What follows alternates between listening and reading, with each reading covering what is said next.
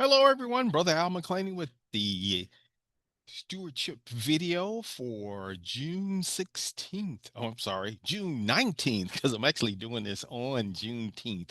And uh, before we go too far, as always, here's a disclaimer. No advice should be seen as a recommendation or an endorsement, as I am not a licensed financial advisor and is for educational purposes only. You want to do your own research. And so we're doing this on Juneteenth. The markets closed today, so I wanted to do this specifically on this day. And you can see on the video slide I've got a picture of Opal Lee, who is considered the grandmother of Juneteenth. After her long decades of activism, she helped this become a federal holiday in 2021, and she celebrates it by doing a 2.5 walk for freedom. And that's what I want to highlight today is on freedom. And if you don't know Juneteenth, I would encourage you, of course, to go and Google it and read about it.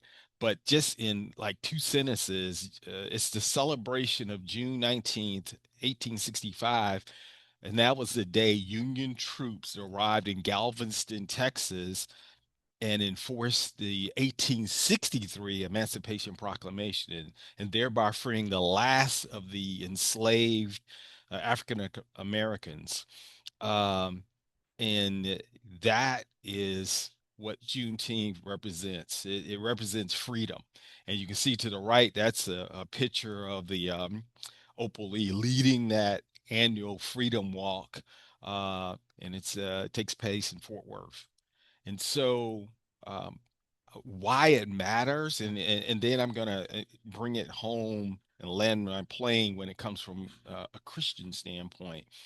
But Juneteenth, if I had to summarize it, it honors freedom, and that's what we're going to focus on here. Resilience, history, and then the ongoing justice work. And this is what I'm saying: a reminder that freedom must be protected and expanded. And we have not a federal holiday, but we have the ultimate freedom provider. It's in the person of Jesus Christ. And Second Corinthians 3:17 verses 3:17 and 18, the Amplified says, "Now the Lord is the Spirit, and where the Spirit of the Lord is, there is liberty, emancipation from bondage, freedom."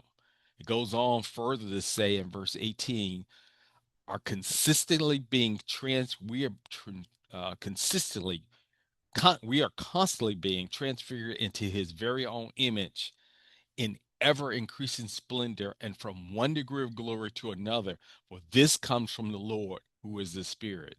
So it, it the Lord is the one that grants us freedom.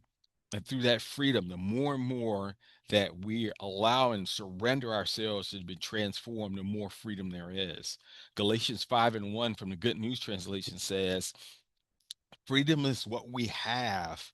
Christ has set us free. Stand then as free people and do not allow yourselves to become slaves again." And where would we become slaves again? Of course, through sin, and also idolatry specifically. And that's what I want to focus on. In Romans 6:16, in the New Living Translation, it says, "Don't you realize that you become the slave of whatever you choose to obey?" You can be a slave to sin, which leads to death, or you can choose to obey God, which leads to righteous living. And in this world, uh, we often can fall victim and fall and allow our freedom if we start making something an idol. And what's an idol? Anything we turn to for life, identity, comfort, control, or hope instead of God. So that's the question you're going to ask yourself. Is anything in my life I'm allowing to draw my identity through, I've surrendered my life to? If it's an area of comfort, control, or hope that I'm turning to instead of the God, That's potential. That's an idol. This means idols can be behaviors, emotions, relationships, substances, achievements, internal narratives, and coping mechanisms. And we can look over some of the things we may not even think of as being idols in our lives: control, fear and anxiety, pride, people pleasing, comfort, lust, security, self protection, success and achievement, bitterness. And also, it goes past the traditional material things and money. These things, uh, if we entrust our identity, comfort, control, hope in, become idols. That's where our freedom, that's what Christ died to prevent us from having to turn to those, and to prevent us from having those have control over our lives. So on this Juneteenth, um, I want us to think as believers and Christians about the freedom we have in Christ. He died so that we might be free. We have the freedom to worship Him, the freedom to live under His principles, the freedom of obedience. We often think that, oh, it's just constrictive to things that the Lord. No, no, He's our Creator. He knows best what's for us, and that's to worship and live for Him. So, with that, let's do a slight change. We're looking in the area of this week when it comes to earnings. I want to make sure this is one of the things I have to guard against. Hey, this trading or my portfolio or the area of financial management comes to idle. No, no, it still has to rest my identity in Christ and nothing else added. So this week, anticipated earnings as we start to close out this week of 22nd. We still haven't gotten to Nike, which is the traditional end to the earnings. We still have FedEx that's being reported. We've got Carnival on Tuesday. Micron is big now in technology. It has taken off like wildfire when it comes to increasing in price. Um, and looks like FedEx Freight, which I don't know if I guess these are two different symbols. You can see FDX and FDXF. I did not know they had split out like that. Got Darden Restaurants, Winnebago. So not these are large companies. It's not going to necessarily move the market. Micron may, because it's been such a huge mover in technology. And then there's KB Home, so we can get a look at what the housing market is. But again, this is not a big earnings week, but it's a good diversified group of companies that are reporting.